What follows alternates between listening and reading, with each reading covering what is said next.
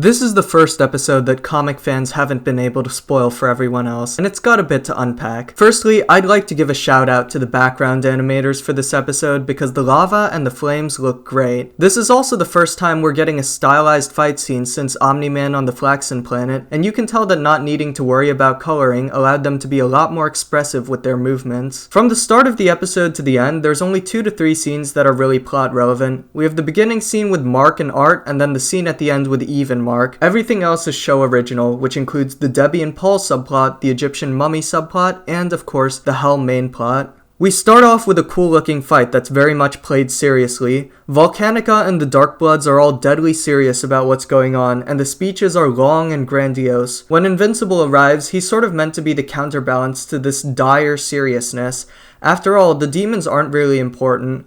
They're props to a story that exists to set up the punchline for Invincible.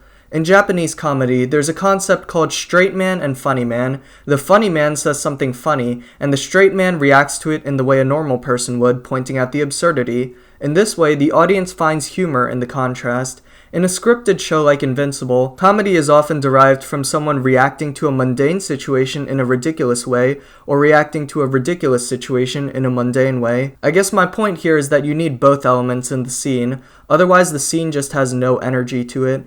The feeling of momentum comes from these two contrasting energies, and when Mark is so depressive and Damien is so exposition-y, it makes the whole plot feel lethargic. I think that's the big issue with these subplots. They need more contrast. Either they're completely mundane, like the Debbie and Paul buying a new house subplot, or they're completely fantastical, like the Titan and Hell subplots. The scene of Titan protecting his kid from Magnattack is cool, but it doesn't offer very much other than just being cool. It could fit into any other superhero story. These scenes aren't operating at multiple levels. The fights are purely there just to be fights. That's one thing that I wish they would change. If it's a superhero world where all of this comic book wackiness is a fact of life, I'd like to see a little bit of it in the house buying subplot. Maybe Debbie and Paul can casually discuss which areas of the US are more prone to supervillain attacks.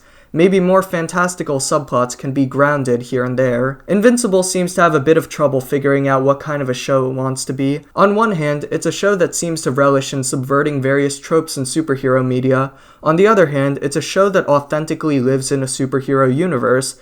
So while we have Mark making fun of Damien's demon nanite helmet, we also have Mark and Eve's pregnancy conversation getting interrupted by Nolan and Alan's appearance to recruit him to the Viltrumite War. And I mentioned this inherent tension that Invincible has as a superhero show because it's sort of intrinsic to the reason that I think that the Hell plot just isn't as good as it could be. I'm not trying to say that this was something that Kirkman wasn't passionate about, because he clearly was. I go over in my animation video how he was very excited for this and genuinely wanted to show it off. He's interested in explaining the origin of the Magma Mites and the kaiju that beat up Omni-Man in Season 1 and where Damien came from. He even has this cute little backstory where Damien owes Satan something and then he repays his debt by the end of the episode, so now he has to go and find whatever us humans are doing that made the villain mad. Now, do we know what that backstory is? Not really. Does Kirkman? Also probably not, considering how vaguely it's spoken of. In fact, it's actually kind of impressive how evasive this subplot is on giving any level of detail whatsoever to the actual characters involved, and not the 6 ages of the world, which are gone into at great length. As an aside, can anyone explain why Satan's crown was tossed into the pit?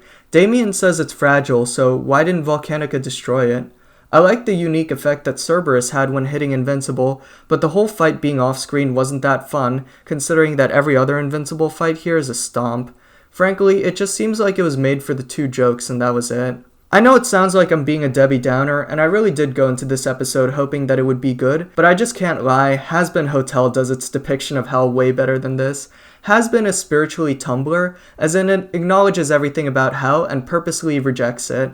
Invincible's hell is more Reddit-coded, where they drain all the religious influence from it entirely, and the actual lore is not interesting enough to justify spending this much time on having Damien lecture Mark about it. The casting of Bruce Campbell was also an odd choice, because I assumed Satan was going to have bounds of charisma and energy, only to be outdone by Has-Been's Lucifer and Satan. At least his design after he gets the crown back is good. I got a lot of questions on my first video asking why I think Invincible should have more 22-minute episodes, and this episode is a good reason why. I think it definitely would have improved by being halved, and it's kinda funny, between Genshin Impact and now Invincible, I keep getting into stories that are becoming known for drawn-out dialogue. It's starting to baffle me how Season 1 was an anomaly where every change they made improved the show compared to the comics in terms of pacing, character development, and subplots. Each season since has been following the pattern of adapting exactly the comic formula and also adding a bunch of new stuff that doesn't really mesh. And when I say new stuff, I'm not just talking about the new plot points or the new subplots, but oftentimes a lot of filler lines and scenes. Well, I'd rather not go on and on with this much negativity, so let's talk about some things I enjoyed about this episode. I think that unlike the Season 3 filler episodes, it does fit neatly into Mark's arc of learning to become comfortable with himself after crossing the line. There's a lot of calm, meditative scenes expounding upon this. Damien isn't a very strong character, so unfortunately there's not much he can do to serve as a foil, but it is what it is. I think there's at least something interesting about Kirkman deconfirming the afterlife. Now, Mark knows that there will be no divine absolution for his sins, because there will only be oblivion once he dies. In other words, he must focus on the here and now to make Earth as good as he can. Without getting into spoilers, this is something that will define the rest of Invincible. People have also been discussing the William recasting.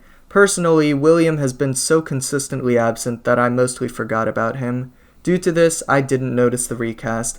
I've seen people say he was too flamboyant, and I guess I did notice that. However, I thought he was flamboyant even in the earlier seasons, so I guess I didn't notice. Once again, it is a celebrity cast. Once again, it's a guy using his own voice. I don't really think that there's much to say about this anymore, to be honest. I'm gonna continue this video with a confession, cause I know most people ain't making it this far. I'm a power scaler and a shipper, and I try not to let it impact my opinions on shows because I'm also a reading comprehender, but in this case, it's difficult.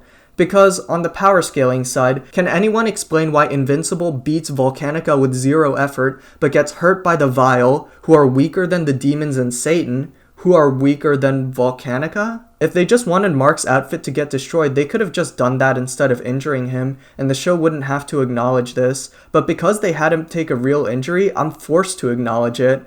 And on the shipping side, can we explain why Paul and Devi have had more scenes than Mark and Eve as a couple, doing couple things?